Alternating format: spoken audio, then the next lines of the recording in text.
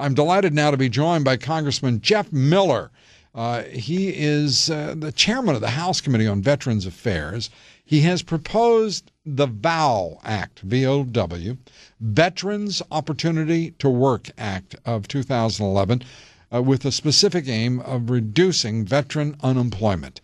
And Congressman, first of all, it is great to have you with us here on the Lou Dobbs Show, and I want to just begin by congratulating you on the act and the legislation.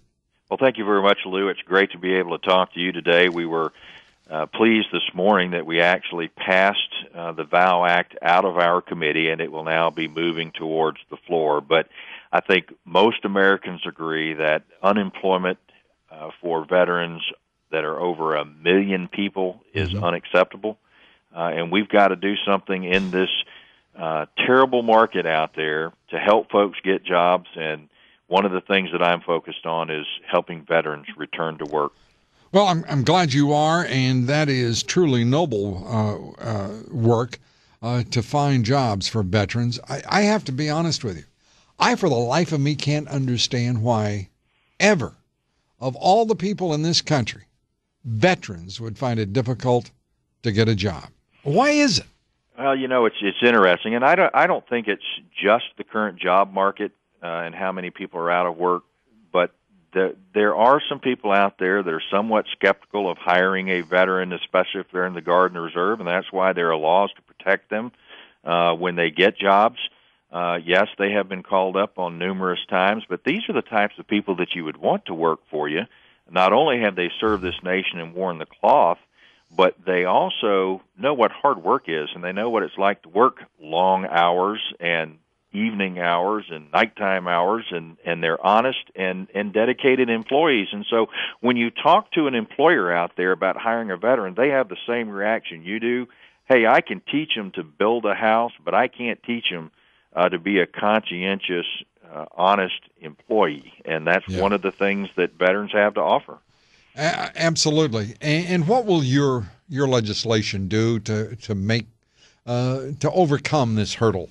Well, a couple of things. It's got 5 pillars, basically. One is education and training or retraining for certain individuals. One of the largest areas that we've got of unemployed veterans are 30 to 64 years old. So it's from other conflicts and wars also. A lot of people focus on Iraq and Afghanistan, but Vietnam, the Cold War area, and obviously Bosnia and other eras, 100,000 are unemployed right now, and so we're trying to change the ability for them to use additional GI Bill benefits.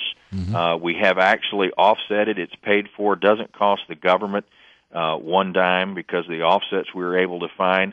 We've also said, hey, there's a transition assistance program that right now the Marines have it as mandatory, and that explains to a person as they're transitioning out of active duty service what benefits are available to them when they transition into the civilian world. And how about this? A combat medic right now, when they come home, they have to go through all types of licensing, credentialing requirements at the state level, and what we're trying to convince the Governors Association and governors of various states is these individuals that have been driving trucks, that are aircraft mechanics, that have seen medical requirements in combat, these people ought to be able to move to the front of the line in getting their certificates so that they can go to work and not have them out there for long periods of time. I truly believe this, that veterans should move to the front of every line in every occupation.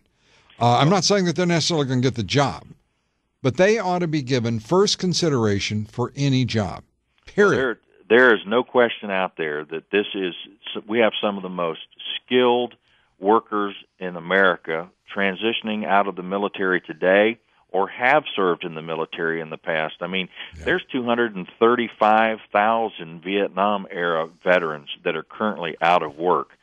Iraq and Afghanistan, not quite 200,000, but still just too many. And so part of it is trying to get, number one, incentives for businesses to hire veterans. I think it's important, and sometimes you got to give a tax credit out there for folks that have been unemployed for a certain amount of time, so that it's not somebody who is just job hopping.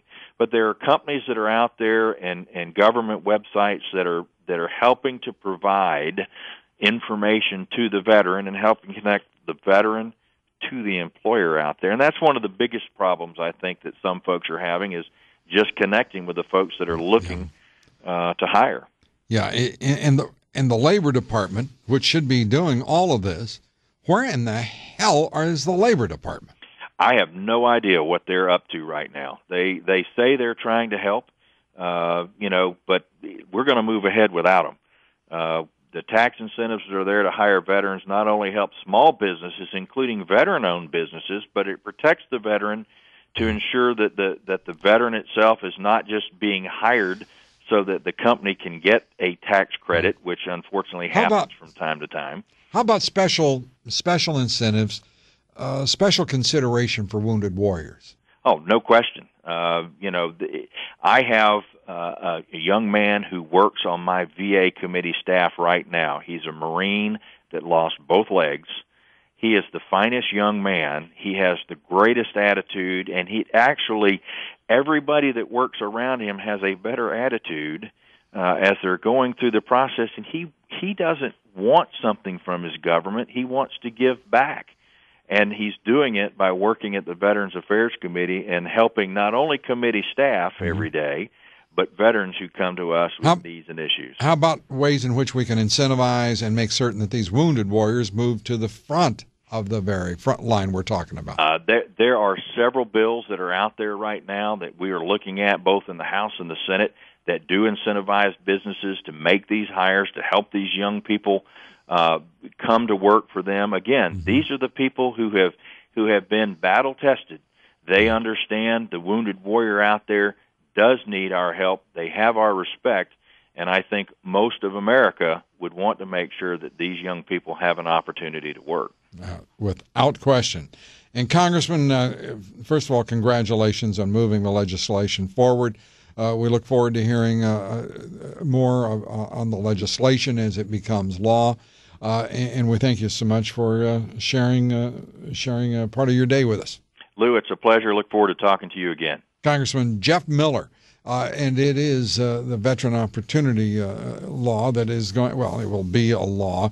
It's called the VOW Act, and it's it's terrific. It's Veterans Opportunity to Work Act, and let's see it be law soon.